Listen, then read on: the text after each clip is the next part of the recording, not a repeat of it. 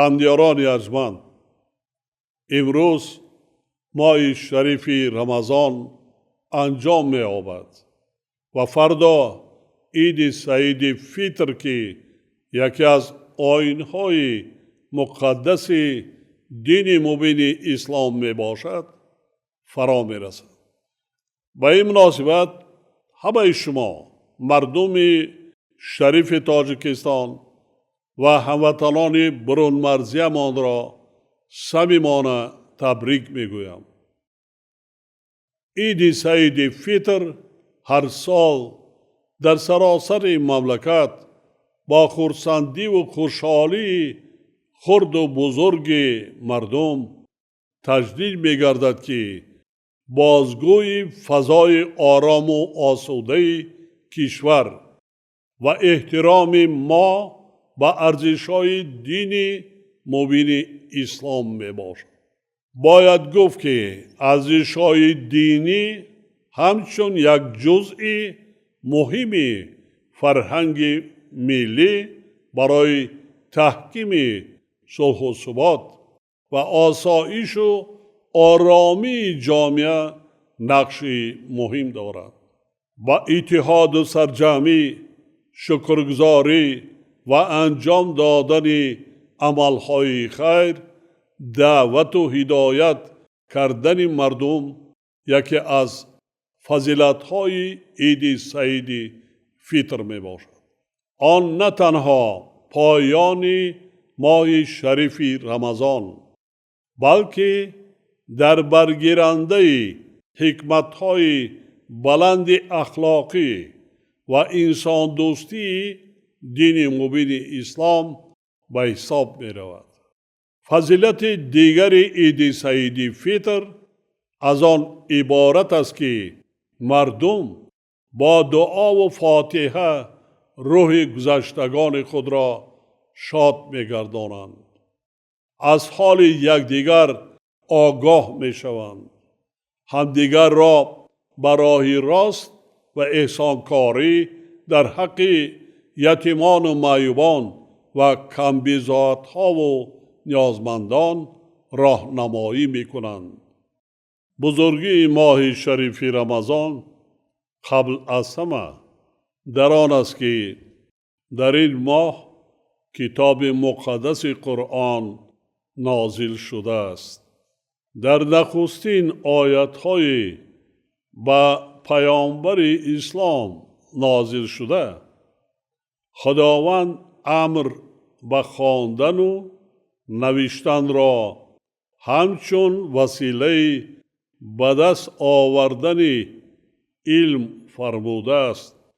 از علم آموزی آغاز گردیدن چنین کتاب بزرگ دلیل واضحی مقام و منزلت بلند علم و دانش می باشد. علاوه بر این چندین آیت قرآن کریم مردم را به درک روندهای حیات از نگاه جهانبینی علمی دعوت می کند. در حقیقت اگر انسان جویای علم و دانش به دنیا و اطراف خویش با دید علمی نظر اندازد خود را بهتر میشناسد. نقش و جایگاه و مسئولیت انسانی خویش را در جامعه و ارزش‌گذاری به نعمت‌های زندگی عمیق‌تر درک می‌کند.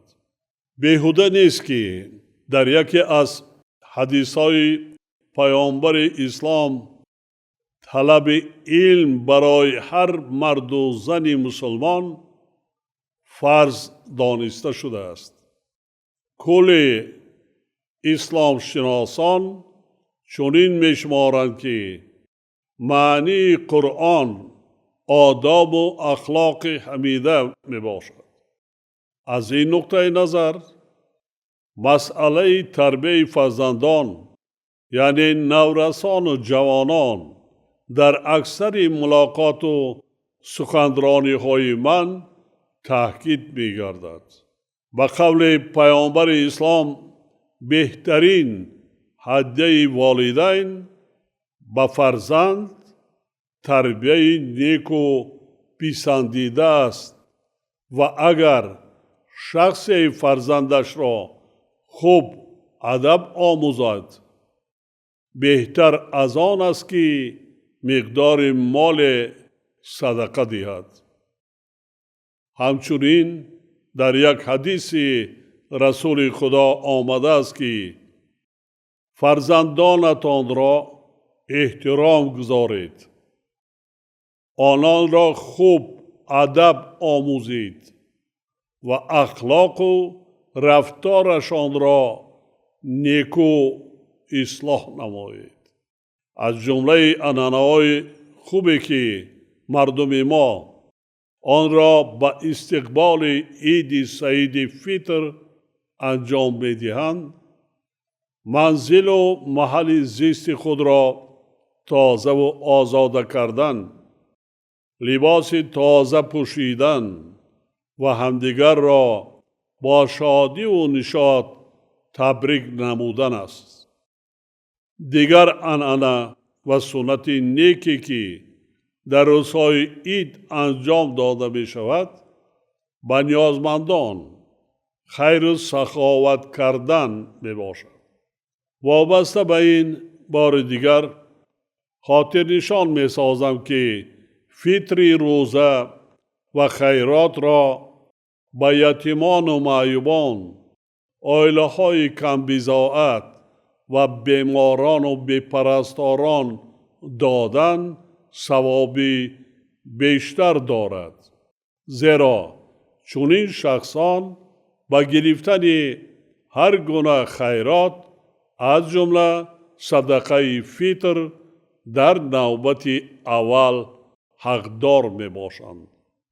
آفریدگار در مورد صدقه دادن ما انسانها را تعلیم می دهد که تنها پای نفس خویش نباشیم و در فکر یکدیگر باشیم، زیرا انسانیت تنها در همبستگی و دستگیری همدیگری سعادتمند می گردد.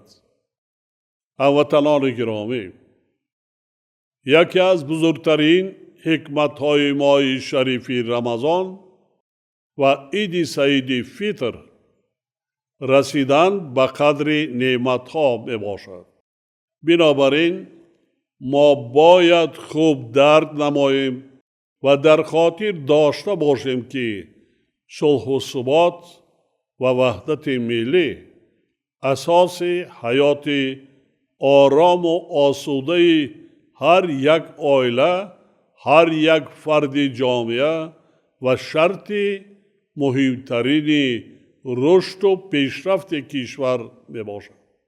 یعنی صلح و آرامی، ثبات سیاسی و وحدت ملی گرانبهاترین نعمت زندگی ما به حساب می رود. مخصوصاً در شرایط بی‌ثبات و بحرانی جهان معاصر که استقلال و آزادی، صلح و آرامی و ثبات سیاسی سیاره تحت خطر جدی قرار گرفته است. هر یک ما را ضرور است که به خاطر باز هم تحکیم بخشیدن اتحاد و سرجمعی ملت و امنیت دولت و جامعه کوشش نماییم و برای حمایه نعمت به‌بهای زندگیمان، استقلال دولتی و دستاوردهای آن همیشه آماده باشیم. ما تاجیکان همچون ملت فرهنگی و تمدنساز باید شکرانه کنیم که صاحب دولت و صاحب وطن و صاحب تاریخ باستانی هستیم. تاجیکستان صاحب استقلال و محبوب ما عضو کامل حقوق کل سازمان های با نفوذ بین المللی و برابری تمام کشورهای دنیا صاحب یک آواز می باشد. جامعه جهانی تشبس‌های آن را دستگیری و پشتیبانی می کند و کشور عزیز ما امروز در جاده آبادی و پیشرفت قدم‌های استوار می‌گذارد. همدیاران عزیز، خودداری نمودن از همه گونه زیاده روی و اسرافکاری و ظاهر پرستی و نمایشکاری مهمترین وظیفه هر یک بنده مومن در همه حالت از جمله در ایام عید می باشد. وابسته به این ضرورت رعایت طلبات قانون جمهوری تاجیکستان درباره تنظیم عنعنه و جشن و مراسم را بار دیگر تاکید می نمایم. در حالی که جهان با مشکلات گوناگون اقتصادی، بحران‌های مالیوی، تغییریابی اقلیم و عاقبت‌های ناگوار آن از جمله کم‌آبی و خشکسالی پیهم و بالاروی نرخ مواد غذایی روبرو گردیده است. ما باید با مسئله استفاده عاقلانه امکانیت‌های مادی و مالیوی خود مناسبت جدی داشته باشیم. به جای زیاده روی و اسرافکاری ما باید امکانیت‌های مالیوی خود را برای بهتر نمودن شرایط زیست و زندگی، فراهم آوردن شرایط بهتر برای اهل عائله و فرزندانمان و تعلیم و تربیت آنها صرف نماییم. همچنین روزهای مساعد بهار و فصل کشت و کار را ثمرناک استفاده برده برای حاصل فراوان و باز هم بهتر تأمین کردن بازار استعمالی با محصولات کشاورزی زمینه استوار گذاریم. باور دارم که در روز مبارک عید و من بعد نیز هر یک شخصی ثوابجو و خیرخواه برای انجام دادن عملهای نیک تلاش می‌ورزد. نسبت به دیگران، مخصوصاً یتیمان و معیوان و عائله‌های کم بضاعت و نیازمند محبت و غمخواری ظاهر می‌نماید و با این راه صاحب ثواب زیاد گردیده در تحکیم اتحاد و همبستگی و وحدت ملی سهم می‌گذارد.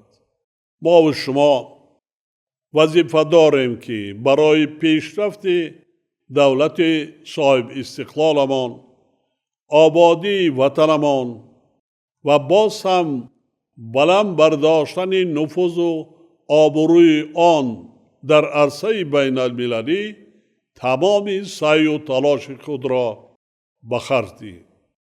فراموش نباید کرد که انجام دادن خیر و سخاوت، دستگیری عائله‌های کم بضاعت، یتیمان و بیپرستاران، صرفه و سرشته‌کاری و تنظیم مراسم و معرکه‌ها در عین زمان رعایت و گرامی داشتی ارزش‌های ملی، فرهنگی و دینی ما می باشد. در این روند ما باید با تربیت نسل نورس، ترغیب آموزش علم و هنر و آماده کردن متخصصان سازنده و ایجادکار برای آینده دولت ملی صاحب استقلالمان اعتبار اولین درجه و دائمی دهیم.